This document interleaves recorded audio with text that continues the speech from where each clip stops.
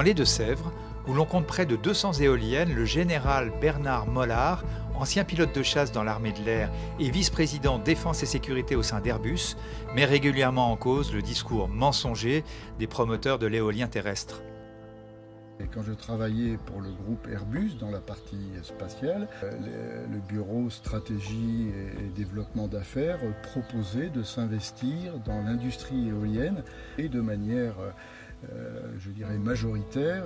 Il s'en est dégagé que non, l'éolien c'était une absurdité énergétique, une absurdité économique, une absurdité industrielle. Je dis en résumé, ce qui fait tourner les éoliennes aujourd'hui, ce n'est pas l'énergie, ce n'est pas l'emploi, ce n'est pas l'économie, ce n'est pas l'industrialisation, c'est le pognon. Sur les basses fréquences et les infrasons, je dis dans mes conférences, armes de guerre on le sait. Ça, dans le monde militaire, on utilise ces systèmes pour diminuer la capacité du combattant. Mais ça veut dire que ça a un effet sur l'espèce humaine. Il y a beaucoup de fermiers qui déclarent avoir des problèmes avec leur bétail.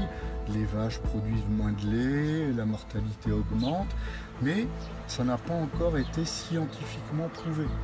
Agnès et Jean-Michel Aubertin sont éleveurs de bovins à Darman, en Haute-Marne. Leur fille Justine se lance dans la production de crème glacée. La famille a la peur au ventre pour cette nouvelle activité car, chez les Aubertin, c'est la 5e génération sur la ferme qui est en danger. Depuis que les éoliennes se sont installées, on a perdu 12 bêtes. Le vétérinaire, pour lui, il n'était pas convaincu qu'il y avait des ondes parce qu'ils ne sont pas encore assez ouverts là-dessus. Mais nous, on a vite fait le lien parce que les bêtes étaient bonnes productrices et elles étaient endormies en montrant vraiment que le cœur avait lâché, quoi.